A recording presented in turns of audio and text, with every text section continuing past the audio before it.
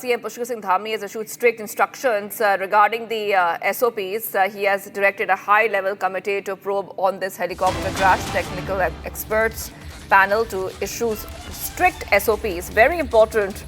CM Dhami has directed Chief Secretary to constitute a committee of technical experts which will prepare the SOP after a thorough review of all the technical and safety aspects of heli operations. This committee will ensure that the operation of heli services is completely safe, transparent and as per the prescribed standards. That is right. CM orders probe on all past chopper crashes as well. This is huge coming in. Given the fact that we have seen such incidents, the crashes, today's crash also, together all of them are raising a lot of concerns, very fresh concerns about the safety of helicopter services during the Char Dham Yatra.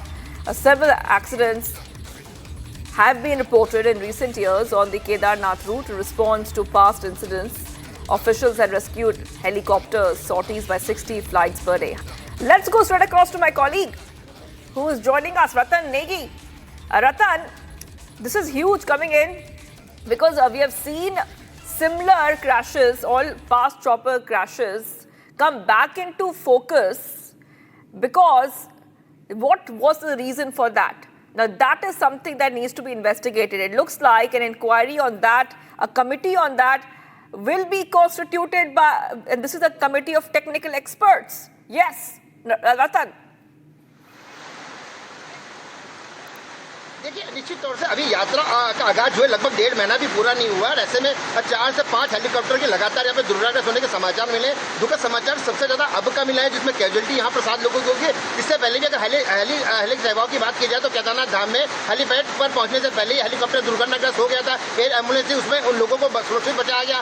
बड़ासू helipad की बात की जाए, बड़ासू से helicopter take of हो रहा था लेकिन उड़ने की वजह सड़क पर नीचे आके गिरा। इससे पहले की बात की जाए तो ऐसा भी हुआ और इससे पहले की यात्रा की बात की जाए तो गंगोत्री की बात की जाए, गंगोत्री धाम की बात की, वहां पर भी हेलीकॉप्टर क्रैश हुआ था।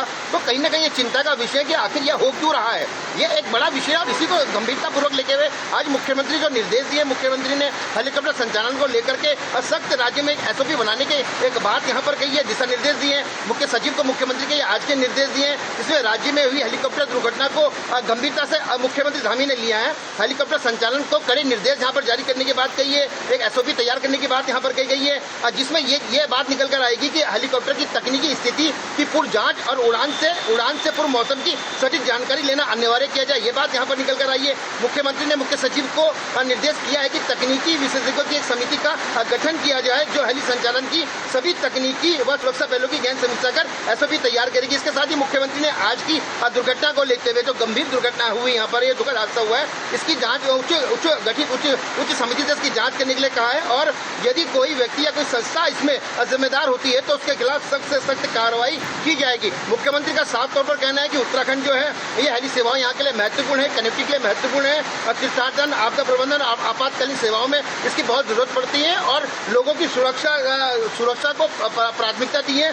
सर्वोच्च सुरक्षा सबसे प्राथमिकता है और किसी भी कोई कोताही और किसी की कोई लापरवाही नहीं बरती जाएगी। ये मुख्यमंत्री धामी का आज का बयान है। लेकिन चिंताजनक है जिस तरह के इससे पहले के लगातार जो हेलीकॉप्टर है वो दुर्घटनाग्रस्त हो रहे हैं। खास करके केदारनाथ की वैली की बात की जाए तो वो काफी चिंताजनक है क्योंकि इस वैली के अंदर हमने कई बार देखा है कि लगातार हेलीकॉप्टर उड़ान भरता है और कई हेलीकॉप्टर वहां पर क्रैश लगातार होते हैं। एक तरह से ये भी देखा जा सकता है जो बात निकल कर आती है कि हेलीकॉप्टर कंपनी के संचालन के बाद लोड भी काफी है क्योंकि श्रद्धालुओं का सैलाब लगातार उमड़ रहा है और ऐसे में कहीं ना कहीं हेलीकॉप्टर संचालन की तरफ से लापरवाहियां भी होती रहती है समय समय पर। अब आप 5:30 बजे देख लीजिए हेलीकॉप्टर उड़ जाता है और शाम तक हेलीकॉप्टर चलता है, यानी कि जब वैली खुलती है तब वो अगर वैली खुली रहेगी तो 6 बजे तक भी helicopter take off take on करता रहेगा, लेकिन वैली पैक हो जाएगी बीच में तो नहीं करेगा। तो आप समझ सकते हैं कि लगातार केदारनाथ की जो वैली पर है उसमें हेलीकॉप्टर का जो 8 से 10 कंपनी तो संचालन कर रही है वो उन कंपनियों पर भी दबाव है और हेलीकॉप्टर की जो कंपनियां हैं वो भी कहीं ना कहीं नियमों के साथ नियमों का पालन कर भी रही है या नहीं कर रही है, ये देखना होगा। ये गंभीरता तो जांच निकल कर आएगी,